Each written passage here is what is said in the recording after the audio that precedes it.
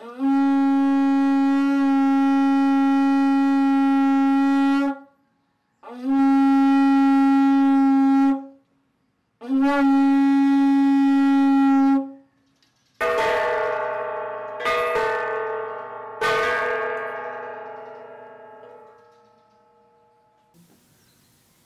gabi sa inyong lahat.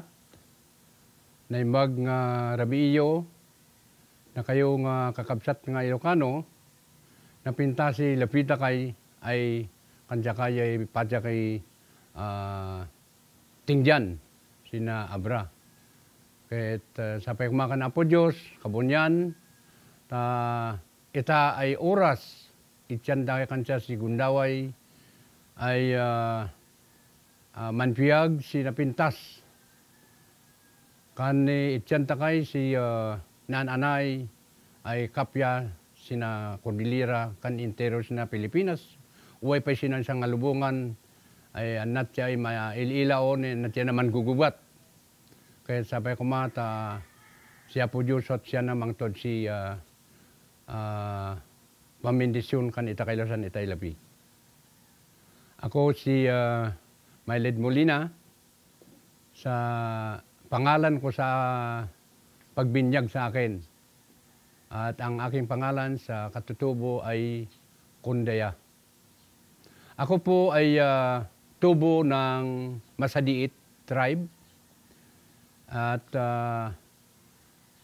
nag-aral ako sa St. Joseph Seminary, wherein a school of those who have an ambition to become a priest.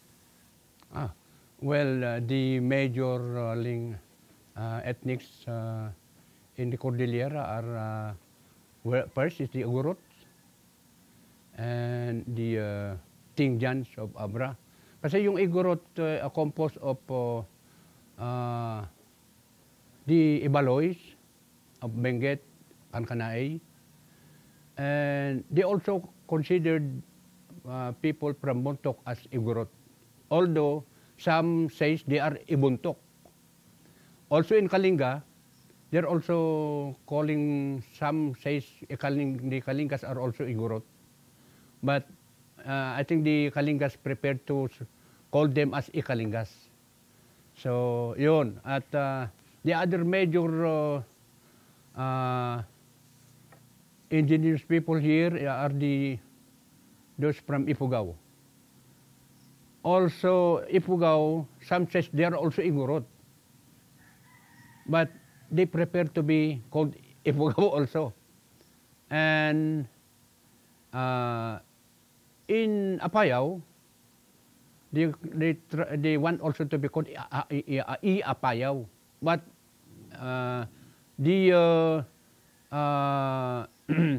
indigenous people are usually called Isnag. Isnag. But here in Abra, we have the Tingjans, and I think in Abra we have so many tribes.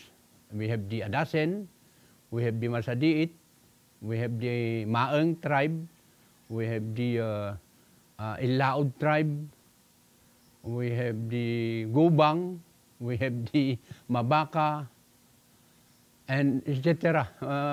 I think 11 tribes here in Abra.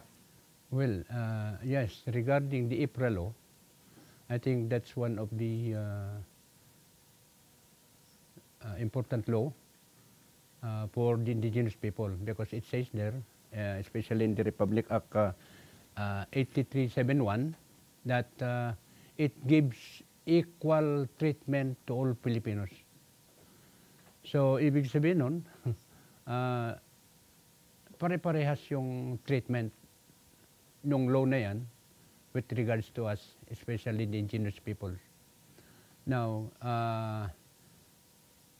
I think it's not only in the Philippines who give us the right to equality of the people. It's also, there are also some laws from the international law, which we call the ILO Convention of 169, and also that Republic Act 6735, giving us also the right of equal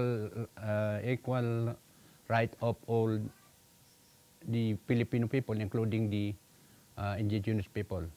Now, in that Republic Act, there is one point there that I really appreciate it, which says that the right to self-governance, giving us the right to self-determination. Ibig sabihin, we can form our own government, autonomy, which we call it autonomy. And that's why we have the Mount Data Peace Accord agreement, wherein the EO 220 was signed. The Executive Order 220 was signed, giving us, meaning giving us an autonomy.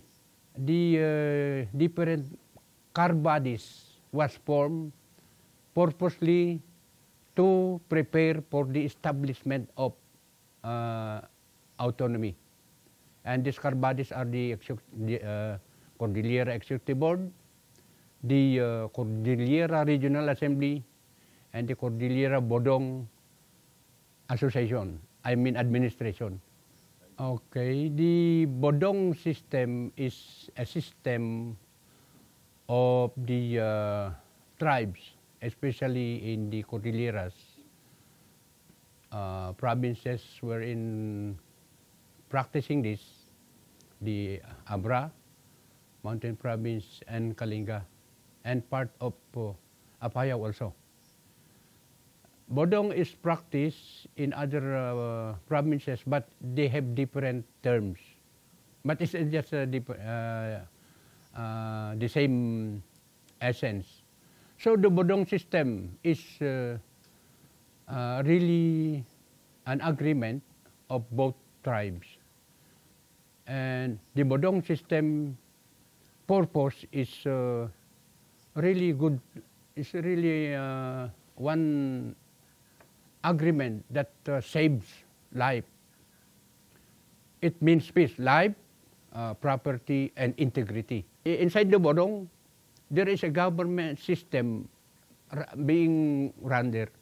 Meron tayong legislative one, meron tayong judiciary, meron tayong territory pa nga, no? Parang gobyerno na nga talaga na may umiiral sa Bodong system. We in the Bodong system continued our struggle. Even if we do not have funds, we continued seeking groups or people who wants to assist us or who wants to help us. And I think it's Kabunyan, Kabunyan's will that this GGMF finally came when I met Attorney Junbert Raja Gigaman Malinis in Manila, wherein we talk about the situation of Cordillera, and he told me about this GGMF. I was not really aware of this GGMF before, and when I attended the meeting between them, yeah, when I attended the meeting, when they invited me in Manila, I went there and attended it without parang wala akong kaalam-alam. Pero when I attended it, well, parang natauhan ba ako? Parang I am again encouraged to really pursue with our struggle for autonomy. Andyan na yung GGMF, yung Global Gold Monetary Fund na handang tumulong sa atin. Maybe it's really the will of Kabunyan that they kept on calling me, especially when I met the director of the GGMF, by Joseph De La Motte, and he told me the story about the GGMF, how they were able to help other countries like Israel and Iceland, and maybe with the blessing of Kabunyan, that the GGMF came up. And of course, with the presence of the GGMF now, who will be helping us economically, I think we can pursue this. Yung IPCN is just a continuation of our struggle towards autonomy. Because the IPCN is just an economic formula. At the end, we will fully gain the autonomy of Cordillera. Again, maybe the Cordillera will be flourishing after 3 years. Kasi with the help of the GGMF, helping us through its financial system, and we will also call on the other indigenous peoples group. If ever that we will continue with this, no, not if ever, we will really pursue with this, our struggle for autonomy, with the help of course, ni Kabunyan, the Almighty God. Walang imposibleng mangyari. So I'm appealing to, of course, the government, especially with President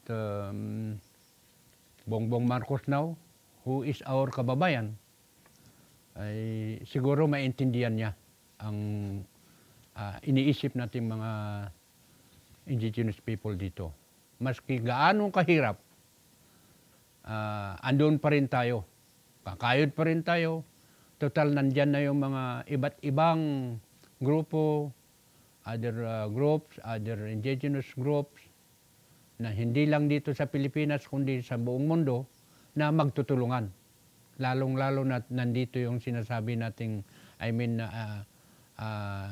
really appreciate the GGMF group, kasi parang sila na yung parang nagbigay buhay sa atin para lang may taguyod natin, may pagpatuloy natin at ang ating hinahangad na self-governance o yung autonomy natin dito sa Cordillera. Salamat po.